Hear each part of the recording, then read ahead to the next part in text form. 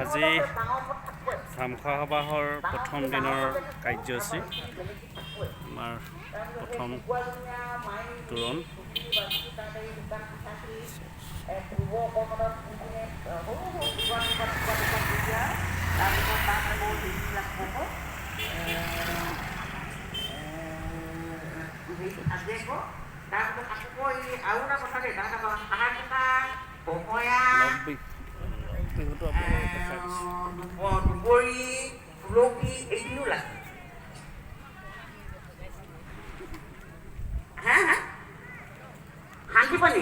হাঁহিপানী সেই বাঙৰ সেইখিনিয়ে বনাই আকৌ হাঁহিপানীটো আৰু প্ৰথম দিনৰ কাৰ্যসূচী ইতিমধ্যে হৈ আছে।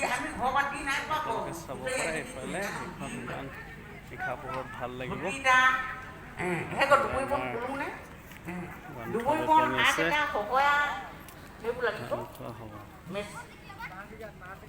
সেইটো কৰোঁ নে চালৰ পৰা ওপৰত বনাই দি গৈ এনেকৈ তাৰপিছতে ভাজি মেলি খাই আজি প্ৰথম দিনৰ কাৰ্যসূচী ন বন্ধু দুআষাৰ সুধিছোঁ কেনেকুৱা বজাৰ কেনেকুৱা আৰম্ভ কৰিছে যাত্ৰা ন আৰু প্ৰথম হৈছে ভাল হ'ব আৰম্ভ হৈছে ওলাই আহিছে মানুহবোৰে নাই ভাল ভাল গ্ৰন্থ আহিছে আপোনালোকৰ কাৰণে ইয়াত ল'ব পাৰিব অকলীয়া যি ধামখোৱা অনুষ্ঠানত বুনিয়াদ গ্ৰন্থ বিপণী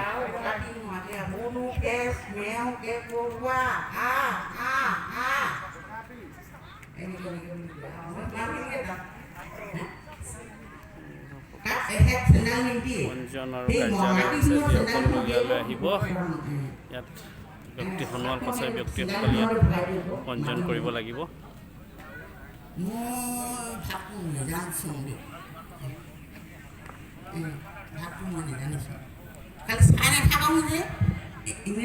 বস্তুখিনি ইমানখিনি লাগি আৰু হাঁহ এটা সহায়খিনি আমাৰ ঘৰতে আছে যে মানুহবোৰ আনিব যায় যে জানো আকৌ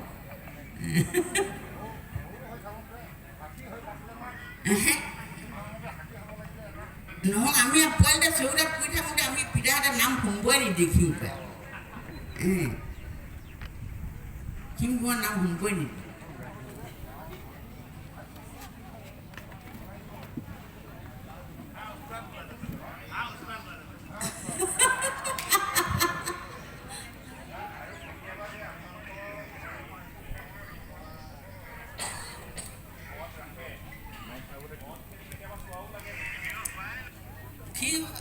ঠিক টকা মদ বনাব লাগিব ন চৌকা টকা বাৰুকৈ মুচি ল'ব লাগিব মানুহজনে গোটেই মোৱা গা ধুব লাগিব তাৰপিছত সেইখিনি আচুতেকৈ থ'বই লাগিব চুবও নাপাওঁ তাৰপৰা চোৱা গাই হেৰি বাঢ়ি গাই খাক নেযাওঁ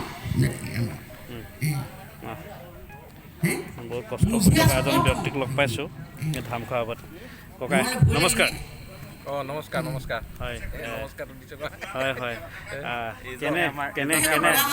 কেনে আয়োজন আপোনালোকৰ প্ৰথম আমাৰ ভালেই তুংগত চলি আছে আজি প্ৰথম দিন হয় হয় তাৰপিছত সকলোকে নিমন্ত্ৰণ অসমবাসী সকলো সোণোৱাল সমাজক নিমন্ত্ৰণ জনাইছোঁ আজি আমাৰ ইয়াত কৰ্মশালাৰ প্ৰস্তুতি চলি আছে প্ৰথমতে ৰাতিপুৱা আমাৰ ফ্লেগ ষ্টিং আৰু আমাৰ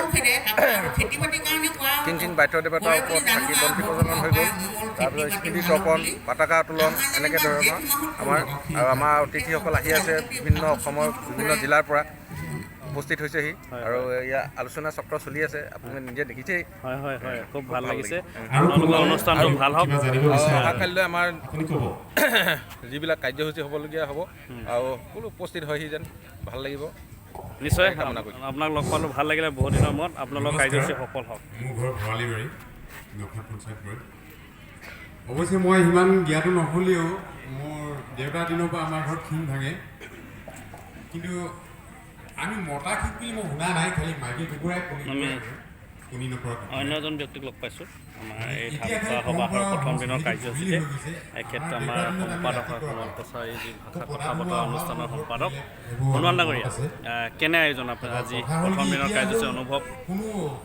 আয়োজন আচলতে আপোনালোকে দেখিছেই পূৰ্ণোদ্যমে পূৰ্ণ উৎসাহ হয় ৰাইজে আয়োজন কৰিছে। এতিয়া আমাৰ প্ৰথম দিনৰ কাৰ্যসূচী চলি আছে। এতিয়া আপোনালোক কৃষ্টি কৰ্মশালা আমাৰ সোণোৱাল সংস্কৃতিৰ কৃষ্টি কৰ্মশালা এতিয়া চলি আছে আৰু গুৰুত্বপূৰ্ণ বিষয়ৰ ওপৰত আজি ইয়াত আলোচনা হৈছে আৰু ৰাইজে সহযোগ কৰিছে। বিভিন্ন প্ৰান্তৰ পৰা সোণোৱাল কছাৰীৰ উৎসাহ ভাঙি আহিছে আৰু তেখেতসকলে ইয়াত অংশগ্ৰহণ কৰিছে। এতিয়া বৰ্তমান আমাৰ কৃষ্টি কৰ্মশালা চলি আছে। কৃষ্টি কৰ্মশালাৰ পাছতেই আমাৰ অন্য গুৰুত্বপূৰ্ণ আৰু কাৰ্যসূচী আছে আৰু কাইলৈ আমাৰ যি ধামখোৱা সভাৰ মূল অনুষ্ঠান আছে।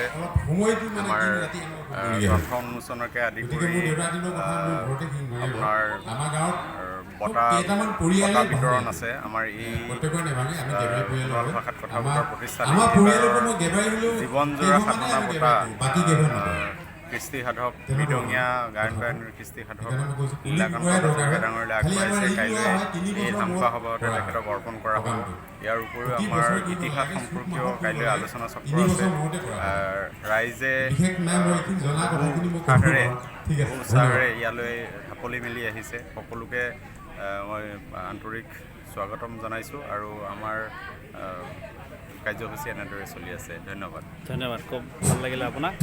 ইতিমধ্যে আমাৰ কছাৰী জনগোষ্ঠীসকলৰ কৃষ্টি সংস্কৃতিৰ কাৰ্যসূচী ইতিমধ্যে ৰাইজসকলে ভকতসকলে ইয়াত অংশগ্ৰহণ কৰিছে। ৰাইজ জানিব বিচাৰে বা ক'ব বিচাৰিব নেকি? চবফালে চাৰিওফালে আমাৰ গোটেই ইয়াৰ পিছত আমাৰ ভীষ্মই ধৰিব লাগে। ইয়াৰ পিছত কোনটো বিষয়ক ক'ব, কোনে ক'ব? অনুষ্ঠানৰ প্ৰথম দিনৰ কাৰ্যসূচী ইতিমধ্যে দেখিছে আপোনালোকে ৰাইজসকলে চবফালে প্ৰথম দিনৰ প্ৰথম পুৱা কাৰ্যসূচী ইতিমধ্যে হৈছে। মানুহখিনি লাহে লাহে আহিছে আৰু ইফালে খুব সুগম পথ ৰাইজে অহা যোৱা কৰিব পাৰিব আৰু এজন বৰেণ্য ব্যক্তিক আমি গ্ৰন্থমেলাৰ আয়োজন কৰিছে। গতিকে প্ৰতিটো আপোনালোকৰ আজি প্ৰথম দিনৰ কাৰ্যসূচী অন্য এটা কাৰ্যসূচী থকাৰ কাৰণে যোৰহাটত গতিকে বহুত মহিলা ইয়াৰ পৰা ওলাই গৈছে। সেইকাৰণে ইয়াত পুৰুষসকলে আজি বেছি দেখিছোঁ, কিন্তু অহা কাইলৈ ইয়াত বিভিন্ন কাৰ্যসূচী থকাৰ লগতে ৰাইজসকলকো আপুনি দেখিবলৈ পাব ইয়াত। গতিকে সকলোৱে যাতে অহা কাইলৈ ওলাই আহে তাকে আহ্বান জনাইছোঁ। ঢেকীয়া আৰু লেফাবোৰ দিয়ে, কিন্তু লাই শাক বা লফা শাক বা বতৰৰ যিবিলাক শাক সেইবিলাক আৰু এজন ব্যক্তিক লগ পাইছোঁ আমাৰ সন্মানীয়। কেনেকুৱা আজিৰ দিনৰ কাৰ্যসূচী আপোনাৰ? দুবিধে দিয়া হয়, কিন্তু বাকী শাকবোৰ কেলৈ লোৱা নহয়, খালি পিঠাগুড়ি দিয়ে বুলি জানো আৰু। কওক প্ৰথম দিনৰ কাৰ্যসূচী কওক কওকচোন। আজি যিহেতু আমাৰ কাৰ্যসূচী খুব অনুষ্টুপীয়া, অহা কালিলৈহে যিখিনি মূল কাৰ্যসূচীবিলাক আছে, তথাপিও দেখিছোঁ ৰাইজৰ যিটো উৎসাহ আৰু ৰাইজৰ যিটো উদ্দীপনা সকলোৱে ভাল পাইছোঁ।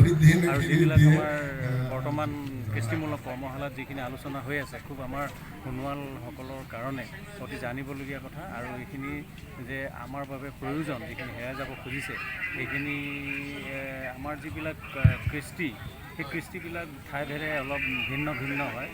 সেইভাৱে আমাৰ অসমীয়া অঞ্চলত যেনেধৰণে আমি এই কৃষ্টিসমূহ পূজা পাৰ্বণসমূহ আমি কেনেধৰণে পালন কৰোঁ, সেই বিষয়ে পালন হোৱাৰ যিখিনি নীতি আৰু নিয়ম সেইখিনি বিষয়ে আজি আমাৰ অসুলীয়া গাঁৱৰ যিহেতু আমি আলোচনা কৰিছোঁ আৰু আমি সকলো আমি নিজৰ মানুহখিনি আছোঁ আৰু এখন এনেকুৱা মঞ্চ আমি গোটেই নিজৰ মানুহখিনি আছোঁ কাৰণে আলোচনা কৰিব পাৰোঁ। আমি তেখেতসকলৰ কথাটো এনেকুৱা ধৰণৰ অলপ আগতে যিখিনি আমাৰ আলোচনা চলি আছে, আচলতে এই ভাল লাগিলে দেই আপোনাক লগ পাই।